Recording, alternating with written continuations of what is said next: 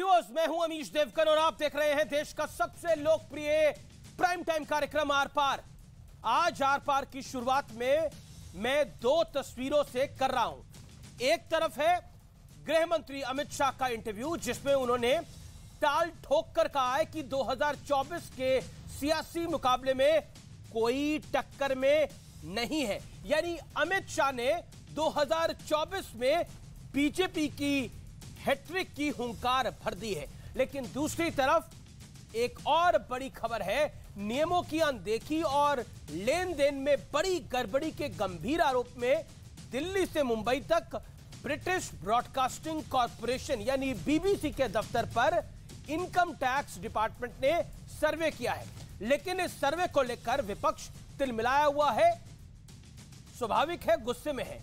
कांग्रेस कह रही है बीजेपी के लिए यह विनाशकाले विपरीत बुद्धि वाला दौर है।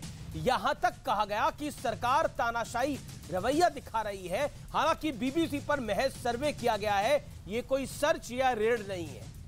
और इस तरह का सर्वे इनकम टैक्स डिपार्टमेंट के लिए बेहद सामान्य प्रक्रिया के दायरे में आता है। सर्वे से पहले बीबीसी को कई बार नोटिस भी दिया जा चुका है, लेकिन बीबीसी ने नियम का पालन नहीं किया। इसके बाद यह एक्शन हुआ है। लेकिन बीबीसी के नाम पर बिना इतिहास के पन्ने खंगाले और शायद बिना किसी पुख्ता रिसर्च के विपक्ष एक बार फिर लामबंद हो गया है।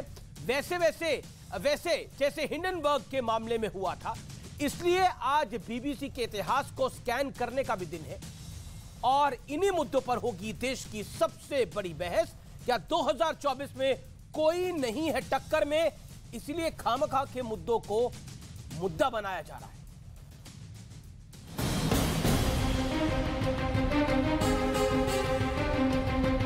आज इन दोनों खबरों ने पूरे दिन खूब सुर्खियां बटोरी।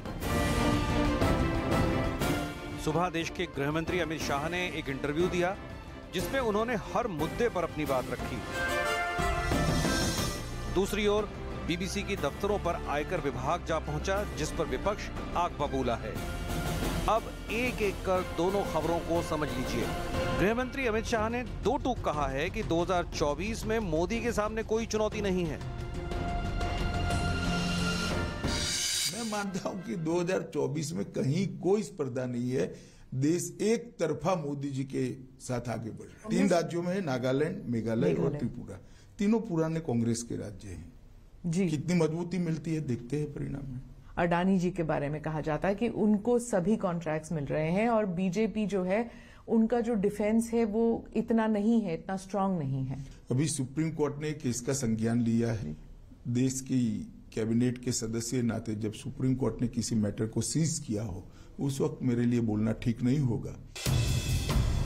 दूसरी ओर आयकर विभाग ने बीबीसी के दफ्तरों पर सर्वे किया, जिसके बाद पूरा विपक्ष मोदी सरकार के खिलाफ लामबंद हो गया।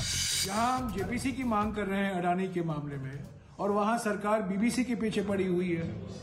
विनाशकाले विपरीत बुद्धि। सत्य जो होता है, इस पर 1000 कॉन्स्पिरेसी कर लो, कुछ नहीं होता है। वो करोड़ों सूर्य की भांति तेजस्वी बनकर ही बाहर आता है। ये तो मोदी जी के पीछे 2002 से कर रहे हैं और हर बार मोदी जी मजबूत होकर, सच्चे बनकर और जनता की ज्यादा लोकप्रियता हासिल कर बाहर आए। बीजेपी पूछ रही है कि सर्वे शुरू होते ही नतीजे के बिना इसके विरोध में उतरी पार्टियों का आखिर एजेंडा क्या है। बीबीसी का प्रोपेगेंडा और कांग्रेस का एजेंडा एक साथ मेल खाता।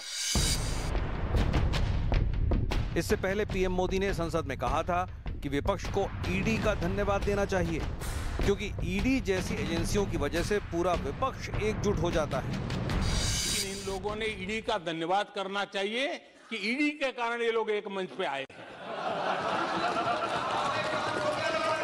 ईडी ने इन लोगों को एक मंच पे ला दिया है। सवाल है कि क्या वाकई 2024 में बीजेपी की राह इतनी आसान है जितना अमित शाह दावा कर रहे हैं। और सवाल यह भी है कि बीबीसी जैसे मुद्दों पर सरकार को घेरने की जो जल्दबाजी विपक्ष कर रहा है, क्या इससे अमित शाह के दावों पर मुहर लगती है?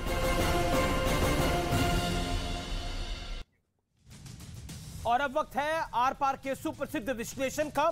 मैं आपको 2024 की सियासी चढ़ाई का विश्लेषण दिखाऊंगा और आइए एक एक करके नजर डालते हैं कि किस तरह से सियासी चढ़ाई का प्रयास हो रहा है। मुद्दा बीबीसी ने बना दी जोड़ी। एजेंडाधारी हिडेनबर्ग के बाद बीबीसी के नाम पर एकजुट हो गया है विपक्ष।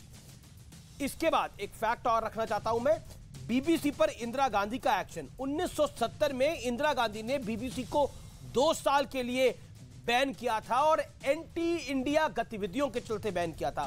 कांग्रेस को 1970 की बात को आज याद दिलाना जरूरी है। अच्छा, इसके बाद बीबीसी को बेनकाब करने वाली एक स्टडी भी हुई है।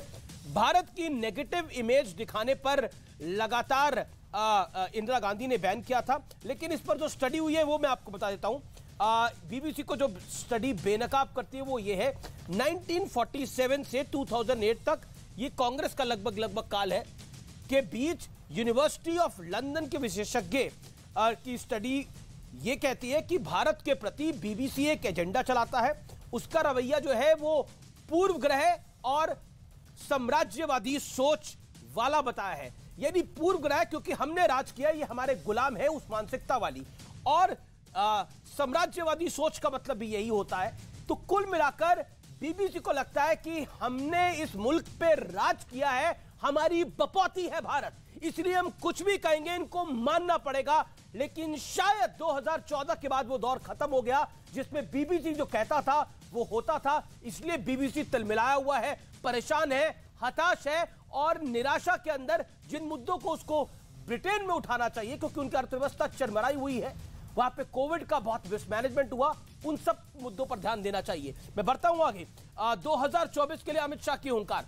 अमित शाह ने कैटेगोरिकली कहा कि 2024 में कोई नहीं है टक्कर में, देश एक तरफा नरेंद्र मोदी के साथ है, इसका जिक्र किया अमित शाह ने।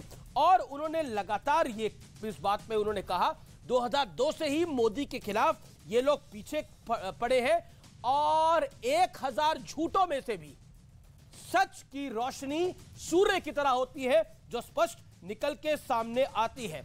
हर बार मोदी ज्यादा मजबूत, ज्यादा लोकप्रिय होकर सामने आते हैं, लेकिन बड़ा सवाल आज हमारा क्या खड़ा होता है क्योंकि ये दोनों मुद्दे आपस में मिलते हैं। क्या मोदी के विरोध में एंटी इंडिया एजेंडा वाले भी विपक्ष को अब कबूल है?